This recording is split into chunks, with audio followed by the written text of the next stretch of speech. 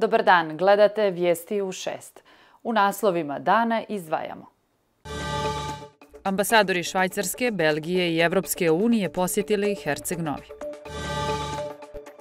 Unapređenje efikasnosti granične kontrole bila je jedna od tema sastanka predsjednika opštine Stevana Katića sa direktorom Uprave policije Zoranom Brđaninom. Na graničnim prelazima sa Republikom Hrvatskom tokom prethodnog vikenda prešlo oko 35.000 putnika. Seniorska ženska košarkaška reprezentacija počela pripreme za svjetsko prvenstvo. Pretežno sunčano, vjetar promjenjivog smjera slab do umjeren.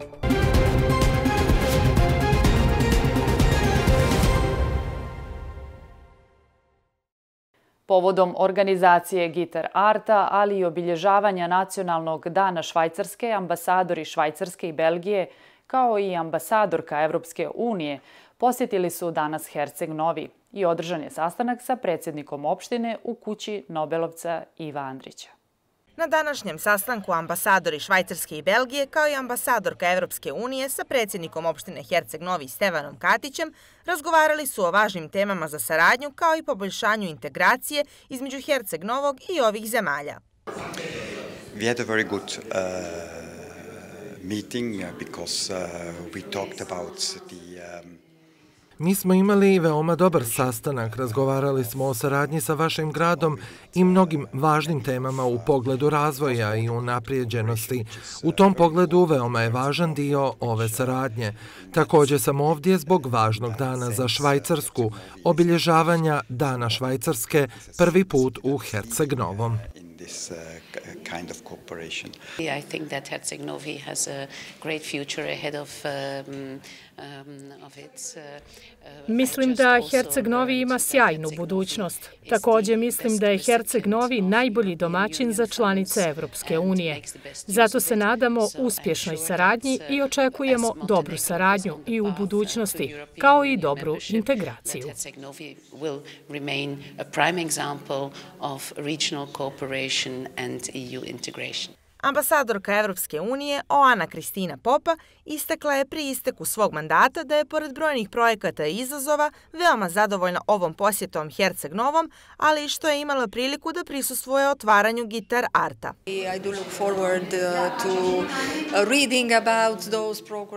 Trudim se da čitam i istražujem o ovim programima koji su bitni jer na kraju dana želim da vidim kao i vi da ovi programi doprinose poboljšanju i da građani osjete njihove benefite. Jedna od tema današnjeg sastanka bila je i turistička sezona, kao i broj dolazaka gostiju iz ovih zemalja. Ono što smo mogli vidjeti po zvaničnim statističkim podacima, posebno kada je pitanju Belgija, da je to negdje oko 3 puta skoro više nego što je bilo 2022. kada govorimo o 2023. godini, da švajcarski broj turista je negdje na nivou da zapravo bilježi jedan blagi porast iz godine u godinu. A kada govorimo generalno o turistima iz Evropske unije, vidimo da je tu svake godine jedan pomak na gore, tako da očekujemo svakako i ove 2024. godine da će po tim zvaničnim podacima značajno porasti taj broj turista ukupno kada govorimo i posmatramo Evropsku uniju. Tako da u suštini imat ćemo i večeras nastup također švajcarskih umjetnika na Gitar Art Festu. Razgovarali smo o mogućnosti saradnje kada je u pitanju i kultura, kada je u pitanju turizam i mislim da zaista tu ima puno prostora i da Herceg Novi ostaje i dalje otvoren grad za saradnju sa svim ambasadama. Ambasadori su zadovoljni ishodom sastanka, a najavili su i dobru saradnju kao i planove koji će doprinijeti razvoju u budućnosti. Unapređenje efikasnosti granične kontrole, projekat video nadzora u gradovima, kao i bliža saradnja sa službom zaštite i komunalne policije, bile su teme sastanka predsjednika opštine Stevana Katića sa direktorom Uprave policije Zoranom Brđaninom i načelnikom Odjeljenja bezbjednosti Herceg Novi Draganom Kontićem. Nakon povratka na dužnost direktora Uprave policije, Zoran Brđanin je u okviru redovnih aktivnosti započeo i intenzivniju komunikaciju sa lokalnim samoupravama. U cilju unapređenja saradnje, Brđanin i načelnik Herceg-Novskog odjeljenja bezbjednosti Dragan Kontić sastali su se sa predsjednikom opštine Herceg-Novi Stevanom Katićem i saradnicima. Danas smo razgovarali o više tema, naravno pored bezbjednosti, unapređenje i kad su u pitanju granični saobraćaj, odnosno efikasnosti granične kontrole, projekt videonadzora u gradovima, interoperabilnosti i komunikacije između službi zaštite, policije, komunalne policije i još tema, pogotovo, naravno, ja sam koristio sam i priliku da izrazim zahvalnost gospodinu Katiću na svu podršci koju opština pruža, imajući u vidu propise o lokalnoj samoupravi kad je u pitanju policija. Također, ono što je isto važno za standard života i rješavanje stambenih pitanja policijskih službenika, tako da je i opština Herceg-Novi jedan od primjera stvarno dugogodišnje dobre saradnje i nama je cilj samo da to nastavimo. Predsjednik opštine Stevan Katić osvrnuo se na tradicionalnu dobru saradnju sa upravom policije, čiji je direktor na sastanku prepoznao probleme lokalne samouprave. I da vidimo kako riješiti ova neka pitanja kada su u pitanju, dakle, i ovi granični prelazi, posebno granični prelazi prema Republici Hrvatskoj, da se tu jedna inicijativa na to jednom bilateralnom nivou pokrene, da bi se možda za građane Crne Gore i Hrvatske obezbijedio brži protok na graničnim prelazima u svjetlu svih ovih gužvi koji se dešavaju tokom jula i avgusta svake godine. Ministarstvo unutrašnjih poslova, uprava policije i opština Herceg-Novi zajednički će realizovati projekat videonadzora. Mi smo uradili idejno rješenje po tom pitanju i očekujemo da se završi i taj glavni projekat i da negdje zajednički tokom 2025. godine finansiramo taj jedan značajan projekat, policija iz ugla bezbjednosti, opština iz ugla, dakle, komunalnog reda i svih ovih nadležnosti naše opštine, jer to je jedini način kako bi mogli definitivno upravljati kompletnim, da kažem, tim sistemom komunalnog reda, jer zaista imamo puno problema na terenu što se može primijetiti svaki dan i želimo na taj način negdje da zaštitimo prije svega imovinu lokalne samouprave. Na sastanku je bilo riječi i o projektima lokalne samouprave kojima nastoje poboljšati protok saobraćaja magistralom. Signalizacija semaforska, tako da ćemo negdje nastaviti tu priču tokom jeseni u svijetu svih ovih gužvi koji se dešavaju u ovom prethodnom periodu, kao i izgradnje, odnosno projektovanje ove lokalne obilaznice koja je negdje također pri kraju. Jedna od tema sastanka bila je i bezbjednost plovidbe u Herceg-Novskom akvatorijumu, a službenici uprave policije će u narednom periodu poseban akcenat staviti na lokalitet Plava špilja. Nevladina organizacija Ekološko društvo Boke Kotorske podnijelo je Odjeljenju bezbjednosti Herceg-Novi krivičnu prijavu protiv NN lica koje je čekićem razbilo dijelove špiljskog zida i napravilo nepopravljivu štetu ovom vrijednom, raritetnom i prirodnom objektu kakav je Plava špilja. Tim povodom iz te nevladine organizacije uputili su saopštenje za javnost. Juče, 29. jula, posjetioci Plave špilje vidjeli su ozbiljna oštećenja pećinskih ukrasa u Plavoj špilji, nastala vandalskim udarcima čekića. Za svaki centimetar stalaktita treba da proteknu desetine hiljada godina, a vandal bahati posjetilac tu tvorevinu prirode je uništio za par sekundi. Navedeno je u saopštenju koje potpisuje predsjednica nevladine organizacije Ekološko društvo Boke Kotorske Olivera Doklestić. Ova nevladina organizacija će pripremiti materijal za Skupštinu opštine da se pokrene kampanja da se Plava špilja kao izuzetan ambijentalni raritet stavi pod zaštitu.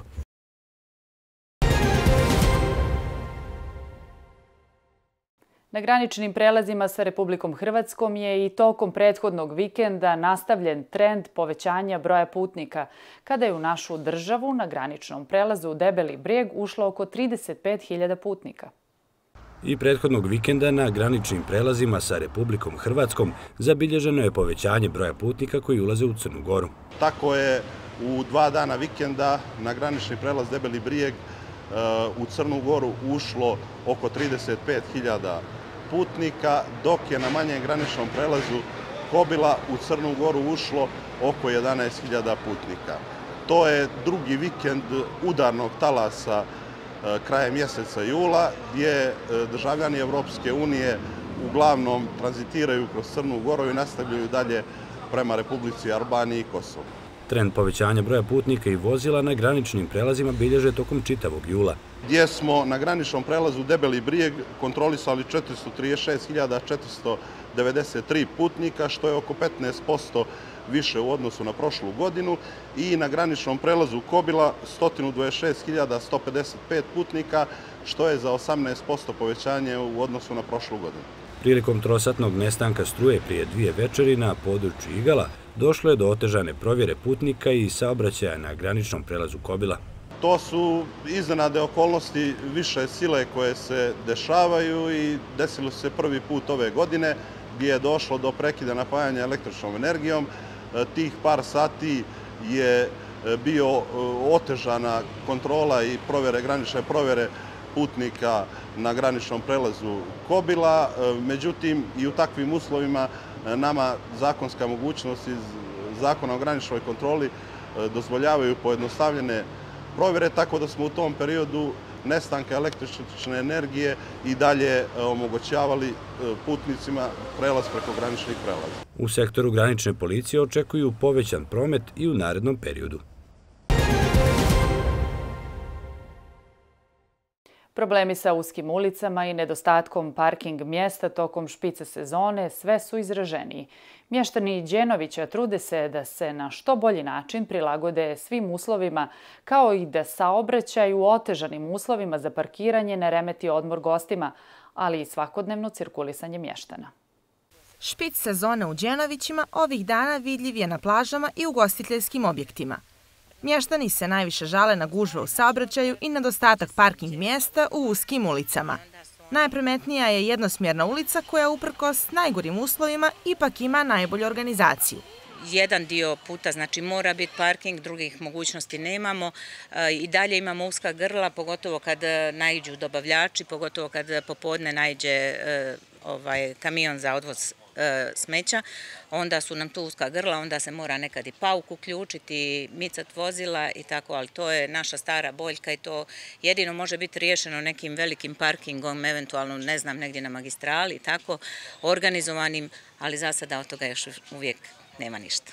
Osvrnuši se na prošlogodišnju situaciju sa vozom, Fanfani je istakla da je ove godine taj problem riješen na zadovoljstvo svih mještana. Ove godine, koliko sam upućena, bili su na skupštini, tražili su, nisu dobili odobrenje za vožnju, znači nema ni tehničkih mogućnosti, nema ni zakonskih mogućnosti da vozi i to je ove godine, eto da kažem tako, ali bez obzira na to da je i vozić tu, bili bi ogromni problemi, opet kažem, jer ako bi trebala, evo imamo situacija, ne znam, svaki dan čujete te hitna, te vatrogasna, te ovo, ne daj Bože da nešto, znači mi od vozića nemamo šanse da prođe ni hitna, ni vatrogasna, ni bilo šta, znači to su neki posebni uslovi koji mora imati mjesto, šetalište, grad, da bi se dozvolilo i jednom turističkom voziću da vozi kroz to mjesto. Ove godine uočljiva je i promjena u strukturi gostiju, a radovi na infrastrukturi doveli su do većeg broja gostiju iz regiona. Problemi se gomilaju i dalje, ne rješavaju se,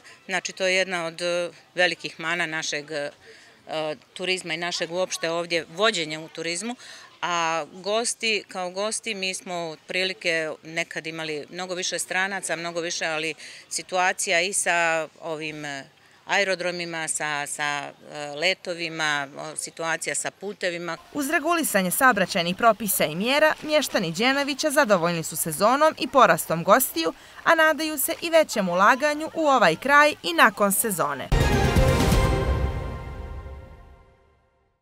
Fantastičnim flamenko koncertom poznate pjevačice Albe Carmone i španskog gitariste Jesus Guerrere otvoren je Guitar Art Summerfest.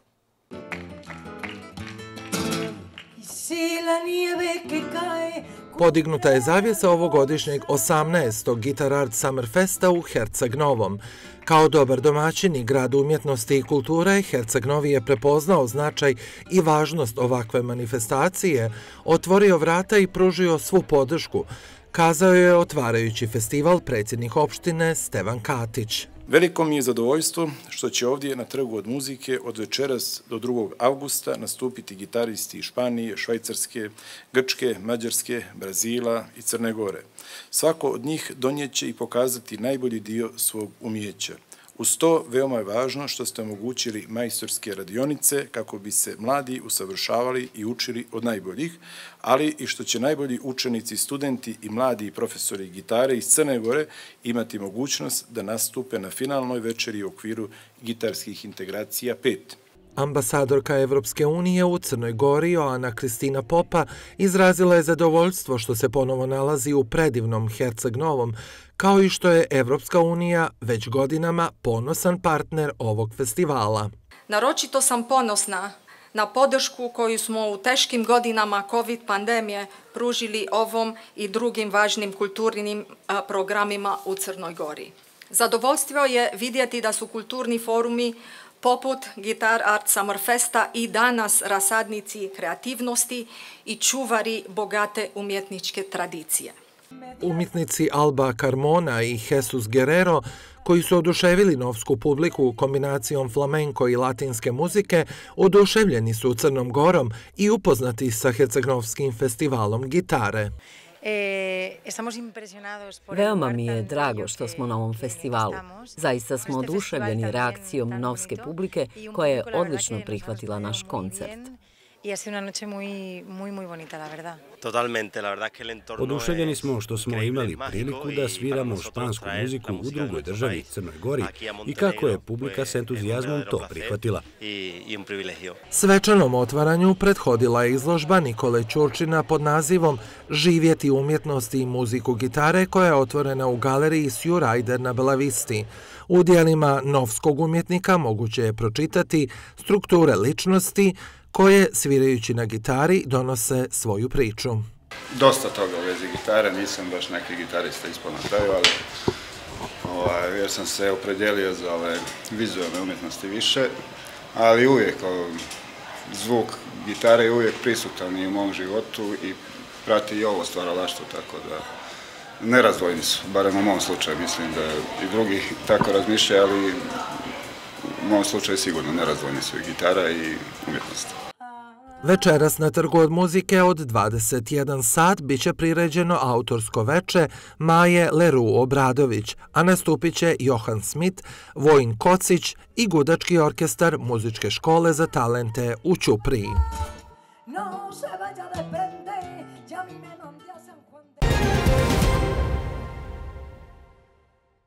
Na prepunoj Kanli kuli pred skoro 2000 posjetilaca koncert za pamćenje posljednje publike priredio je sjajni pop pjevač Željko Samardžić.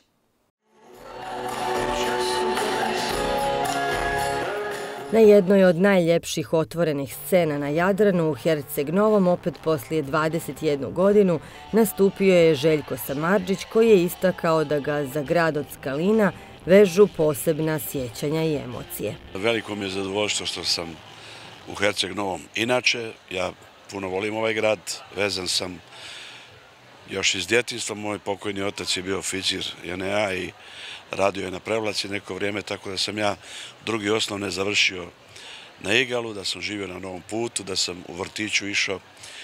Hotel Boka je bio, pa ispod bio vrtić, tako da imam dosta dragih ljudi, prijatelja i volim doći Herceg Novi. Starije i nove pjesme, a sve do jednog hitove nizao je puna 2,5 sata uz podršku publike koja je sa njim pjevala.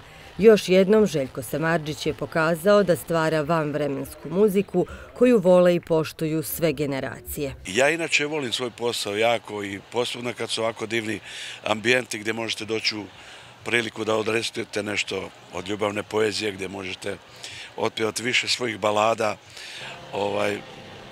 To me negdje ispunjava kao čovjeka koji se bavi ovim poslom, ali moram vam napomenuti to da sam ja u zadnjih mjesec i po dana, da je meni otprilike ovo po redu negdje 36. i 7. koncert. Ja sam svaki dan u drugom gradu i koristim uvijek priliku da ili da doletim avionom ili da me prebace kombijem. Uglavnom, za moje godine to nije baš tako lako, ali su još uvijek ne da. Iznenađenje večeri bio je trenutak kada mu se na sceni pridružila muzička diva Kaliopi, sa kojom je zapjevao njihovu zajedničku pjesmu Znam, a potom je ona publici poklonila još 2 hita poput Rođeni i Kofer ljubavi. Željko je najavio i novi album. Imam čitav album u pripremi, ali mislim da pustim jednu pesmu koju mi je uradio moj dragi prijatelj Bora Đorđević i ima divnu priču, divnu poruku i jedva čekam kad ta pjesma neće biti samo moja. Hvala Herceg Novi za noć za pamćenje. Riječi su kojima se oprostio od publike na Kanli kuli i obećao uskoro novo druženje. Organizator koncerta je javna ustanova kulture Herceg Fest u saradnji sa opštinom Herceg Novi.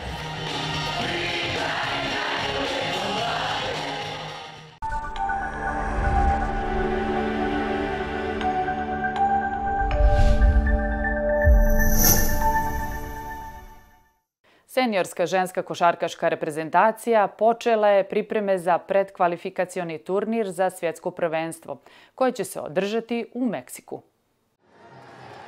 Ženska seniorska košarkaška reprezentacija Crne Gore trenutno boravi u Podgorici gdje se sprema za nastup za predkvalifikacioni turnir za svjetsko prvenstvo.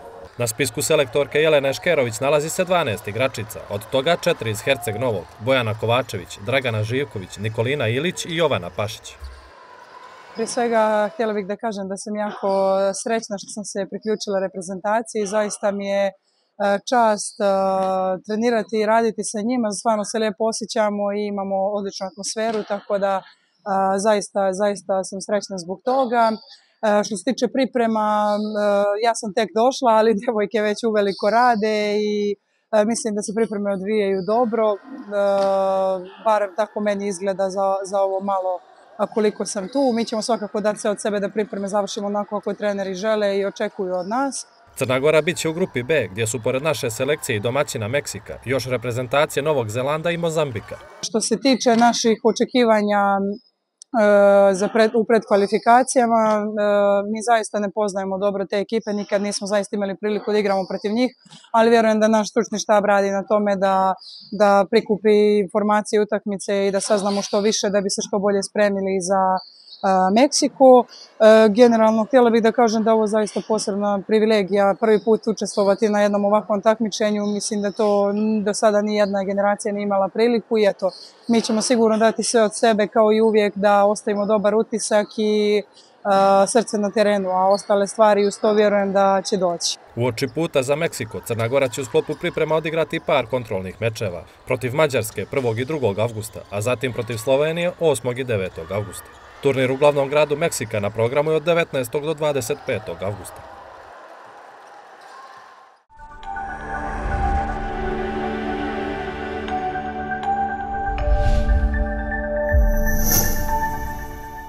Naš najbolji jedriličar Milivoj Dukić u završnim je pripremama pred start takmičenja na Olimpijadi u Parizu. Biće to 4. nastup našeg olimpijca Milivoja Dukića na olimpijskim igrama. Definitivno uzbuđenje raste kako se primiče početak takmičenja.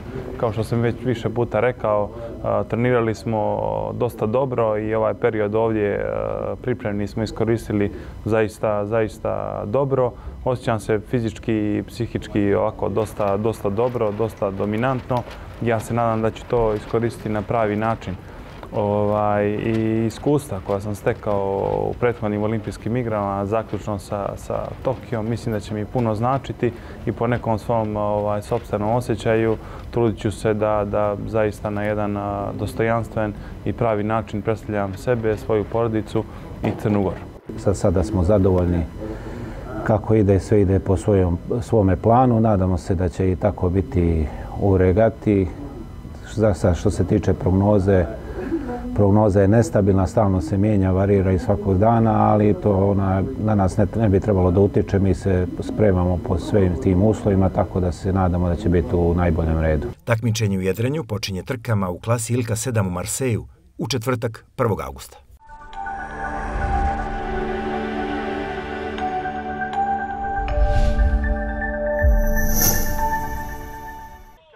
Fudbaleri Igala nalaze se na 10-dnevnim pripremama na Zlatiboru. Izabranici Marka Šćepanovića odigrali su 2 kontrolna meča do sada u sklopu priprema i pretrpili 2 poraza. Na startu su Novljani poraženi od Voždovca 2:0, da bi u drugom meču premijer ligaš Bosne i Hercegovine Sloboda iz Tuzle slavila rezultatom 3:0. U posljednjem kontrolnom susretu na Zlatiboru Novljani će u srijedu odmjeriti snage sa domaćinom fudbalskim klubom Zlatibor. Podsjećamo, start druge fudbalske lige zakazan je za 10. avgust, a u prvom kolu igralo na svom stadionu na Solilima dočekuje Podgoricu.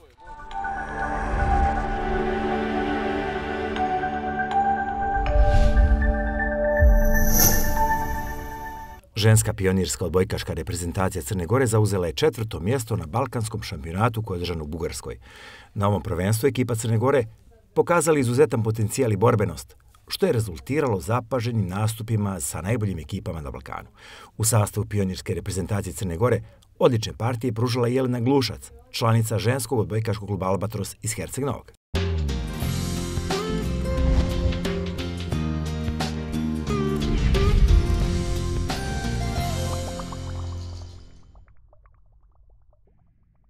Pretežno sunčano, vjetar promjenjivog smjera, slab do umjeren. Još tokom jutra ili prije podneva ponegdje pojačan sjeveroistočni, a popodne na krajnjem jugoistoku povremeno pojačan i sjeverozapadni. Jutarnja temperatura vazduha od 8 do 26, najviša dnevna od 25 do 38 stepeni. Slijedi prognoza vremena i za narednih nekoliko dana.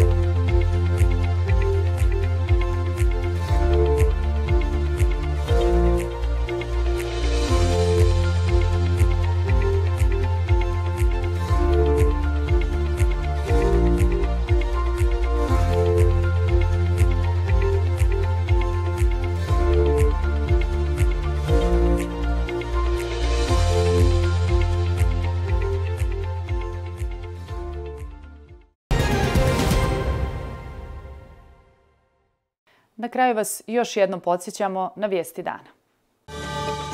Ambasadori Švajcarske, Belgije i Evropske unije posjetili Herceg Novi. Unapređenje efikasnosti granične kontrole bila je jedna od tema sastanka predsjednika opštine Stevana Katića sa direktorom Uprave policije Zoranom Brđaninom. Na graničnim prelazima sa Republikom Hrvatskom tokom prethodnog vikenda prešlo oko 35.000 putnika. Seniorska ženska košarkaška reprezentacija počela pripreme za svjetsko prvenstvo. Pretežno sunčano, vjetar promjenjivog smjera, slab do umjeren.